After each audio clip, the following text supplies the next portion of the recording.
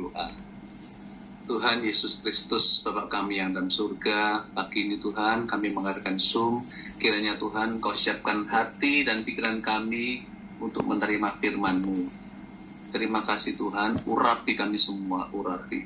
Kiranya Engkau curahkan Tuhan damai sejahtera sukacita pada kami semua. Terima kasih Tuhan, hanya di dalam nama Tuhan Yesus Kristus kami sudah berdoa dan mengucap syukur. Haleluya. Amin. Terima kasih waktunya Pak Nandu. Nggak terasa waktu sudah 1 bulan ya. Cepat sekali waktu berlalu. Saya dikabari Ibu Rida kemarin, kamu sharing ya besok ya. Waduh iya, cepat ya, sudah 1 bulan. Memang waktu nggak terasa, saudara, cepat sekali berlalu. Pagi ini saya mau sharing firman Tuhan di Filipi 4 ya, ayat 4 sampai 13. Coba kita buka.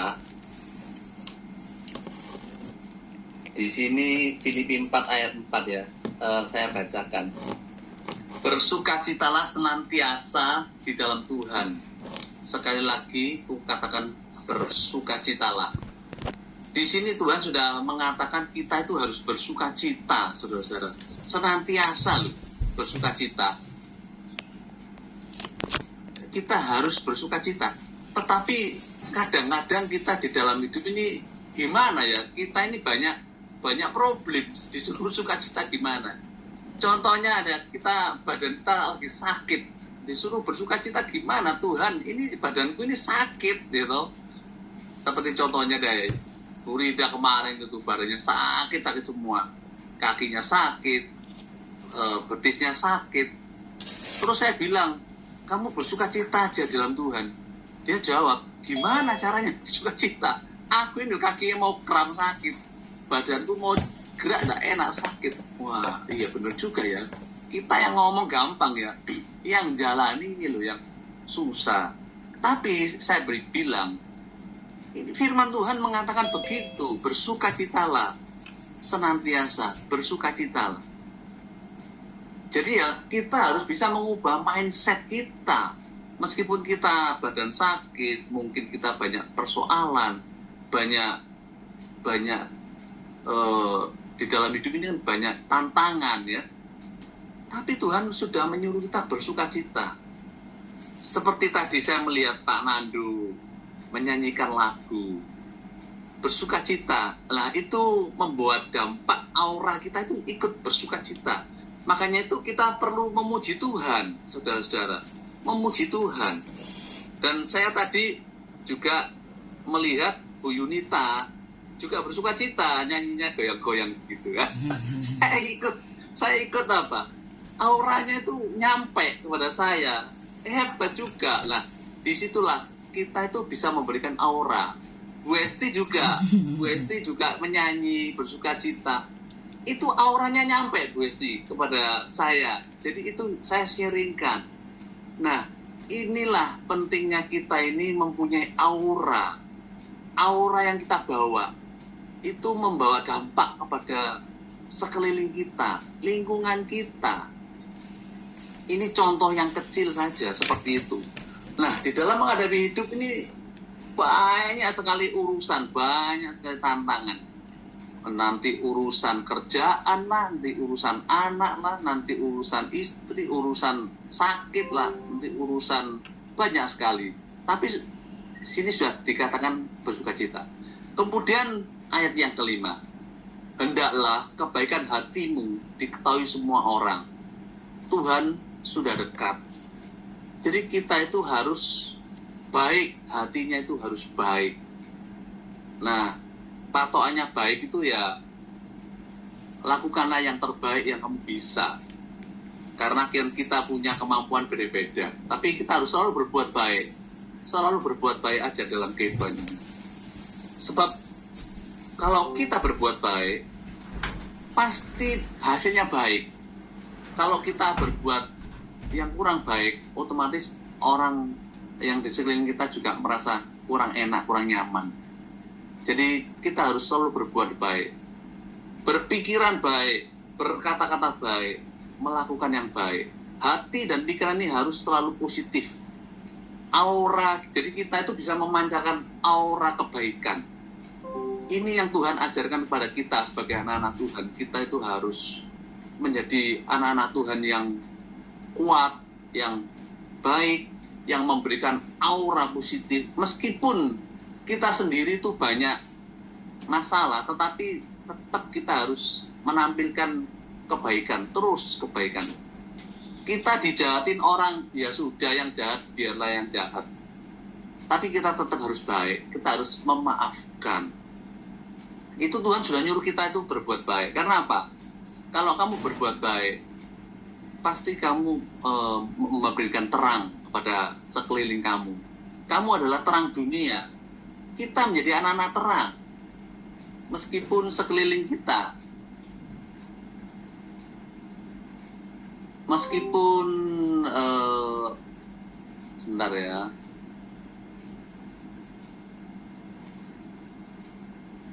Jadi kita kalau baik, yang deket-deket kita ini loh seneng. Kalau kita cemberut, kita suka marah-marah, nggak ada orang yang seneng kumpul sama kita, ya kan? Waduh, kumpul dengan si A itu suka marah-marah, suka cemberut, suka komplain, suka. Nah, itu aura negatif yang muncul, ya. Jadi kita harus koreksi diri. Tuhan sudah menyuruh kita menjadi anak-anak terang. Jadi meskipun kita banyak urusan, banyak masalah, tetaplah tersenyum, tetaplah berbuat baik, tetaplah. Seperti Bu Esti, bahwa khotbah. Bu Esti juga punya masalah, punya persoalan juga di dalam kehidupannya sehari-hari dengan anaknya. Tapi masa dibawa ke dalam khotbah? Kan tidak. Bu Esti tetap bersuka cita, ya kan? Nah, inilah auranya Bu Esti itu nyampe pada kita semua. Nah, ini saya juga meniru Bu Esti nih. Saya pun punya persoalan di dalam keluarga saya, ya toh. Tetapi dalam menyampaikan firman, saya tetap harus memberikan semangat, memberikan kekuatan kepada saudara-saudara sekalian. Seperti itu, saudara. Nah, inilah kita harus bisa menguasai diri kita sendiri. Setiap kita punya masalah, tidak mungkin kita tidak ada masalah. Manusia hidup selalu punya masalah. Itulah hidup. Ada senang, ada susah, ada sedih, ada tertawa, ada menangis. Itulah hidup. Kalau nggak ada itu semua, ya itu bukan hidup. Kita udah bersama Tuhan, sudah di surga. Tetapi hidup yang memang seperti itu, kita harus kuat. Kuat di dalam Tuhan. Nah, kita itu dididik. Makanya setiap persoalan itu adalah suatu ujian di dalam kehidupan ini. Kenapa? Karena semakin kita diuji, semakin berat. Sebetulnya saudara-saudara itu harus bersyukur. Aneh kan? Firman Tuhan itu menyuruh kita bersyukur. Di dalam pencobaan itu kan tidak enak. Kok disuruh bersyukur? Gimana sih? Ini firman bener apa enggak ini? Kok kita itu disuruh bersyukur terus? Susah ini, padahal kita ini berat. Tapi itu benar, saudara-saudara. Kita diuji Tuhan. Tidak semua orang mengalami ujian berat. Ujiannya enteng-enteng. Ya, kalau orang istilahnya kalau kita diuji enteng, itu persoalan enteng ya nilainya ya ringan ya. Tapi kalau kamu lulus dalam ujian yang berat, berarti soal ini sulit, kamu bisa melewati. Berarti menunjukkan bobotnya kita sebagai manusia. Kita itu berbobot. Kita itu bisa lolos ujian, itu bisa berhasil, bisa sukses, melewati lembah kekelama, melewati tantangan yang berat. Itu berarti apa? Hadiahnya besar. Nilai kita itu menjadi hebat, kuat. Istilahnya itu kalau orang itu sudah lulus sarjana S1. Kalau diuji lebih berat lagi, ya ujiannya berat. Kamu mau S2 berarti. Iya kan? Itu kita diangkat terus oleh Tuhan. Diangkat terus, kita nggak terasa. Tapi yang kita rasakan, aduh Tuhan, kok berat sekali. Cukup. Aduh Tuhan, kok berat. Kita selalu seperti itu. Tapi kalau kita ingat firman Tuhan ini, kita itu menjadi sadar, oh ya Tuhan, terima kasih Tuhan. Kamu memberikan aku ini firman yang hebat. Kamu membukakan mata hatiku. Kamu membukakan pikiranku. Sehingga aku menjadi kuat karena Engkau, Tuhan. Karena Engkau yang menyuruh aku itu harus kuat. Karena Engkau yang menyuruh aku itu menjadi terang. Terang dunia, garam dunia. Bagaimana kita bisa menjadi garam? Garam itu memberikan rasa. Kalau kita nggak menjadi garam, kita itu nggak memberikan rasa. Makanan menjadi tidak enak kalau nggak ada garam. Sama dengan hidup kita. Kalau hidup kita itu tidak memberikan rasa kepada lingkungan kita, keluarga kita, saudara-saudara, hidup itu enggak ada rasanya, enggak enak, hambar. Nah, hidup itu harus diberi rasa. Makanya Tuhan sudah katakan menjadi garam. Kita memberikan rasa enak kepada lingkungan kita, teman-teman kita. Kita memberikan aura yang enak. Kita memberikan pertolongan, kita memberikan masukan. Kita menjadi berguna, kita menjadi penolong, ya kan? Kita hidup berpasangan. Kenapa? Karena kita harus menolong pasangan kita. Itu memang difirmankan Tuhan demikian. Kita harus menolong, saling menolong. Kemudian ayat berikutnya, ayat 6. Janganlah hendaknya kamu khawatir tentang apapun juga, tetapi nyatakanlah dalam segala hal keinginanmu kepada Allah di dalam doa dan permohonan dengan ucapan syukur. Nah, ini ayat hebat, ayat yang luar biasa. Karena apa? Kita itu tidak boleh khawatir tentang apapun juga. Waduh, padahal kita itu sering khawatir dalam hidup ini. Apa saja kita, waduh khawatir ini, waduh khawatir itu, khawatir anak kita, khawatir pekerjaan kita, khawatir pasangan hidup, khawatir sakit kita, selalu khawatir. Tetapi di sini dikasih jalan keluar oleh Tuhan. Nyatakanlah segala hal keinginanmu kepada Allah. Jadi kamu gak usah khawatir, kamu berdoa aja kepada Allah. Di dalam doa dan permohonan, apa yang menjadi beban hidupmu, nyatakanlah kepada Allah, berdoalah kepada Allah, memohonlah dengan ucapan syukur. Jadi di sini Tuhan sudah mengajarkan kita harus banyak berdoa, kita harus memohon. Karena apa yang kita kerjakan di dalam hidup kita ini, itu hanya dengan kekuatan kita, terbatas. Tetapi kadang-kala dalam hidup ini ada hal-hal yang di luar kemampuan kita, di luar kekuatan kita.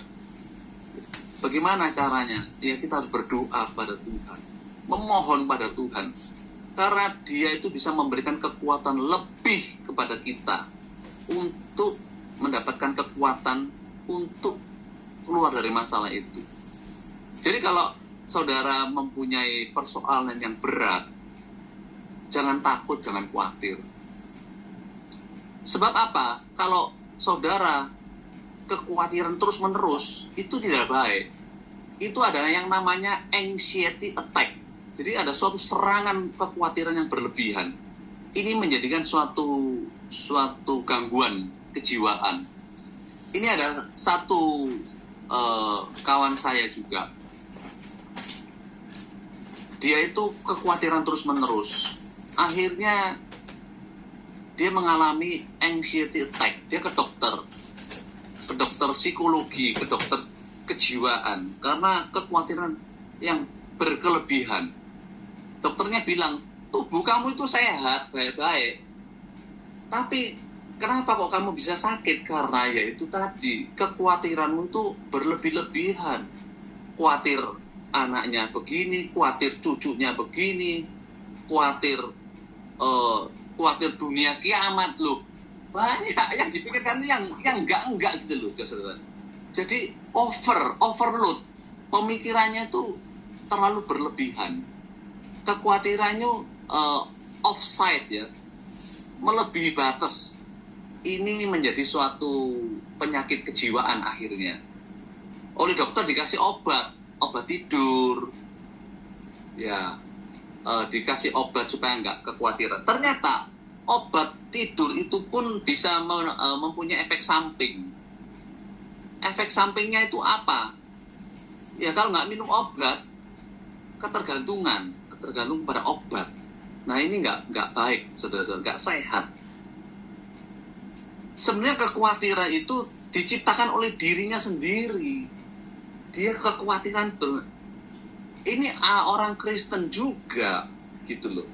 Nah di sini saya belajar, ternyata orang Kristen juga percaya kepada Tuhan Yesus juga, tetapi dia kurang begitu memahami firman itu, sehingga kekhawatiran dia tidak menyerahkan full 100% kepada Tuhan.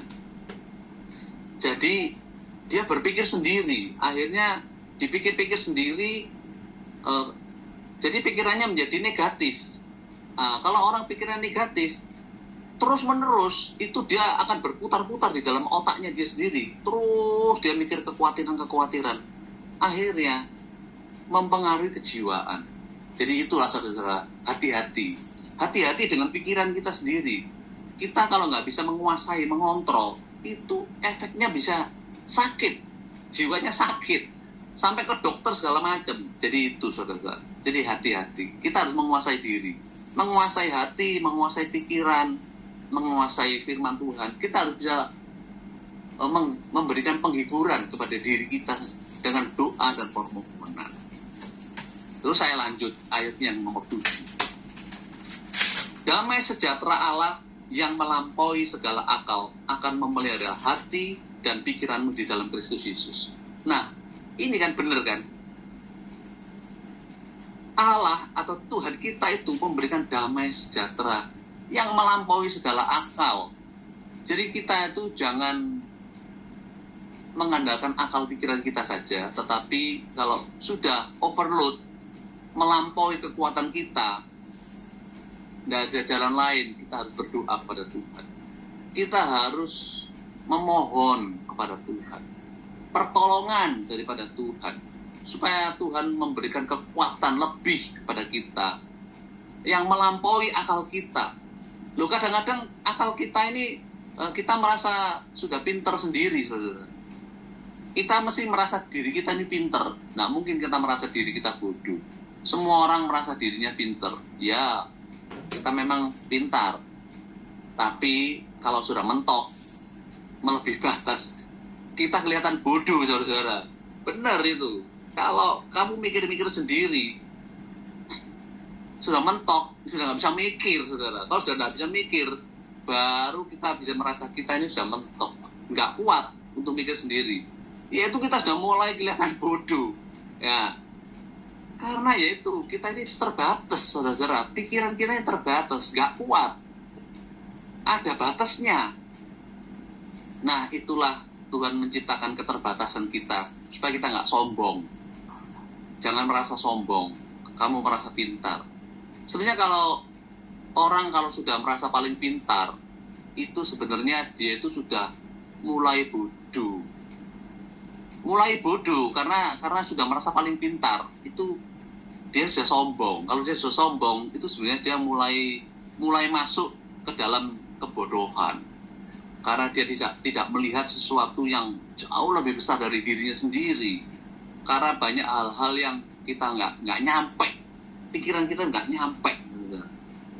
Contohnya, saya barusan melihat video di dalam YouTube, bahwasanya kehidupan ini, saudara-saudara, itu dimensi kehidupan yang kita tahu ya. Dimensi garis itu satu dimensi. Terus 2 dimensi itu kalau kita melukis panjang kali lebar di dalam kertas, itu 2 dimensi.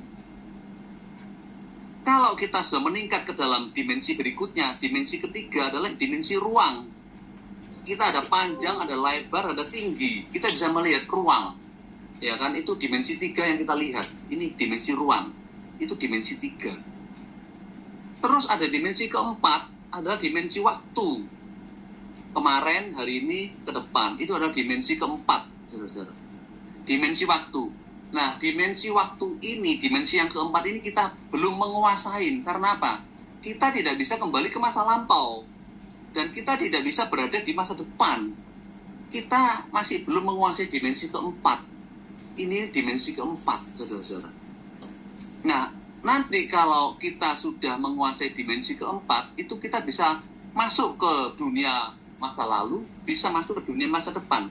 Nah, ini masih menjadi suatu science fiction ya, futuristik. Jadi time travel itu adalah dunia keempat. Kita bisa kembali kemana-mana. Nah, kalau kita sudah menjadi makhluk dengan dunia keempat, dimensi keempat, itu kita bisa lari-lari ke dunia yang lalu dan di masa depan. Ini baru dimensi keempat. Kita belum menguasai dimensi keempat. Masih ada dimensi-dimensi yang lain ternyata, saudara-saudara. Itu adalah dimensi apa? Dimensi kelima. Ada juga yang namanya dunia paralel. Nah, ini ada yang nama dunia paralel. Artinya dunia paralel itu dunia kita yang sekarang ini, ada dunia yang lain yang dunia paralel. Itu sudah membutuhkan suatu imajinasi yang lebih tinggi lagi. Dunia dimensi kelima, ada yang dimensi keenam, dimensi banyak sekali dimensi yang saya nggak paham. Udah jangan mulu-mulu dimensinya ketinggian. Udah dimensi keempat ini aja loh, kita masih belum menguasai. Kita masih nggak bisa masuk ke dunia masa lalu dan masa depan, ini nggak bisa. Jadi di situ saudara keterbatasan kita sebagai manusia. Dunia makrokosmos dan mikrokosmos. Saya melihat betapa besarnya Tuhan kita. Kalau kita melihat alam semesta, besar sekali alam semesta itu. Kita nggak bisa membayangkan. Itu dunia makrokosmos. Di dalam kita punya galaksi kita aja, Bima Sakti kita masih bisa belum menguasai satu galaksi. Padahal di dalam alam semesta ini, galaksi itu ada bermiliar-miliar galaksi. Kebayang nggak saudara-saudara? Begitu besarnya ciptaan Tuhan ini. Itulah kebesaran Tuhan. Nah, dari situ kita bisa melihat betapa kita ini manusia yang kecil. Tidak boleh sombong, karena masih banyak hal-hal yang kita belum paham, saudara-saudara. Jadi itu yang saya bisa bayangkan, dan saya kasih gambaran. Itu yang ayat ke-7 ya. Saya lanjut ayat 8. Jadi akhirnya saudara-saudara, semua yang benar, semua yang mulia, semua yang adil, semua yang suci, semua yang manis, semua yang sedap didengar, semua yang disebut kebajikan dan patut dipuji. Pikirkanlah semuanya itu. Tuhan sudah mengatakan demikian. Berarti kita itu harus memikirkan yang benar, yang baik. Harus kita memikirkan yang mulia. Kita menjadi manusia itu harus mulia. Harus menjadi manusia itu yang dimuliakan itu bagaimana sih dimuliakan? Menjadi manusia yang terhormat, menjadi manusia yang hebat, menjadi manusia pemimpin yang luar biasa. Kenapa? Tuhan sudah ngomong, kita jadi anak-anak Tuhan itu harus begini loh. Harus mulia loh, harus benar saudara. Harus berpikir seperti ini. Sekarang ini kan tahun-tahun politik ya, tahun-tahun pemilu. Kita itu harus memilih pemimpin yang hebat, harus memilih pemimpin yang benar, harus memilih pemimpin yang mulia. Seperti presiden kita Pak Jokowi itu memang hebat, dia memikirkan bangsa dan negara. Begitu pikirannya, begitu jangkauannya sudah global ya, memikirkan hal-hal yang hebat. Kita harus meniru hal-hal yang hebat, yang besar, yang baik. Makanya untuk pemilu ini kita harus memilih pemimpin yang benar, yang mulia, yang adil. Di sini sudah ditulis. Ini firman ini luar biasa, saudara. Saya melihat firman ini luar biasa sekali. Itu mengajarkan kita menjadi anak-anak Tuhan yang benar-benar itu seperti ini contoh di firman ini. Semua yang benar, yang mulia, yang manis loh, saudara. Kita ini jadi harus jadi semua yang manis, yang enak-enak itu yang harus dipikirkan. Semua yang sedap didengar, yang kebajikan, yang patut dipuji. Nah, kita itu disuruh seperti ini oleh Tuhan.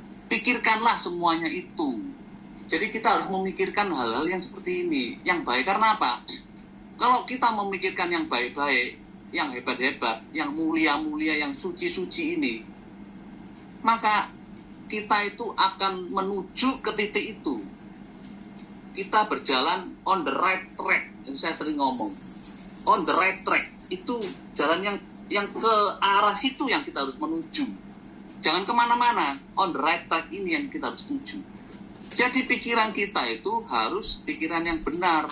Kita jadi manusia yang benar, yang mulia, yang adil, yang suci, yang manis. Kalau suci ini sudah terlalu sulit lah. Kita mau suci bagaimana ya? Dunia ini terlalu banyak godaan ya. Manusia mau suci bagaimana? Kalau suci itu jadi surga. Tapi di sini dikatakan sedapat mungkin kita menjadi suci, kan gitu. Ya, berusaha kita menjadi suci seperti itu, yang sedap didengar. Jadi kita harus menguasai panca indera. Mata kita harus melihat yang baik, yang benar. Telinga kita harus mendengar yang baik. Ya toh, mulut kita harus mengucapkan yang baik. Pikiran kita harus berpikir yang baik-baik saja. Karena apa? Kalau pikiran ini diisi yang jelek-jelek, akhirnya mempengaruhi diri kita sendiri. Kebiasaan berpikir yang buruk, kebiasaan berpikir yang jelek, seringkali merusak diri kita sendiri.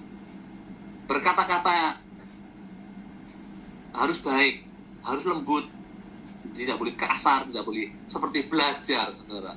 Kita ini hidup ini belajar terus. Nggak ada yang hebat, top, nggak ada. Semua itu masih banyak kekurangan. Semua masih banyak kekurangan. Manusia nggak ada yang sempurna, tapi kita belajar. Tuhan sudah memberikan firman ini supaya kita belajar. Belajar dan belajar terus untuk rendah hati. Belajar untuk menjadi lebih baik. Belajar menjadi garam. Belajar menjadi terang. Tuhan mengajarkan kita banyak hal di dalam hidup ini. Banyak sekali yang harus kita pelajarin. Nah, disitulah kita akan dibentuk menjadi manusia-manusia yang kuat, manusia-manusia yang mulia, manusia-manusia yang benar, manusia-manusia yang adil, dan seperti itu. Terus ini yang terakhir, saudara-saudara, ayat 9, dan apa yang telah kamu pelajari, dan apa yang telah kamu terima, dan apa yang telah kamu dengar, dan apa yang telah kamu lihat padaku, lakukanlah itu. Maka Allah, sumber damai sejahtera, akan menyertai kamu. Di sini luar biasa, saudara-saudara. Jadi apa yang sudah kamu pelajari, apa yang sudah kamu terima, apa yang kamu dengar, dan apa yang kamu lihat padaku. Jadi Tuhan itu sudah menunjukkan pengajarannya kepada kita. Lakukanlah itu. Loh, Tuhan ini sudah ngomong, lakukanlah itu di dalam hidupmu. Maka Allah yang sumber damai sejahtera akan menyertai kamu. Nah, di sini Tuhan sudah akan menyertai kita, asalkan kita melakukan semua hal yang Allah itu berikan contoh, berikan hal-hal yang banyak sekali, pelajaran-pelajaran yang baik sekali di dalam kehidupan kita. Itu Allah akan menyertai kita. Percayalah kepada Tuhan, percayalah. Janganlah kita menjadi sombong, janganlah merasa paling hebat, jangan merasa paling pintar, jangan merasa paling top lah ya. Belajarlah rendah hati, belajarlah banyak, karena dengan belajar banyak kita akan melihat banyak hal bahwa kita itu masih belum apa-apa, kita itu masih belum hebat. Karena kalau kita berkumpul dengan orang-orang hebat, kita akan merasa diri kita belum hebat. Seperti itu, saudara. Jadi di ayat 9 ini Tuhan mengingatkan kita bahwa lakukanlah itu. Lakukanlah apa yang sudah kamu pelajari di dalam hidupmu.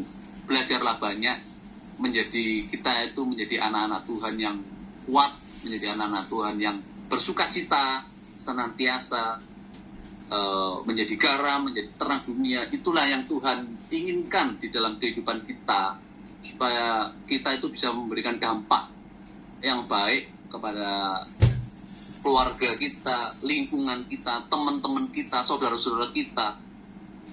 Seperti itu. Maka Tuhan akan bersuka cita melihat kita menjadi anak-anaknya yang benar-benar kokoh, kuat, dipermuliakan. Amin. Saya kembalikan ke Pak Nando. Terima kasih Pak Nando, waktunya. Tuhan memberkati. Amin. Puji Tuhan.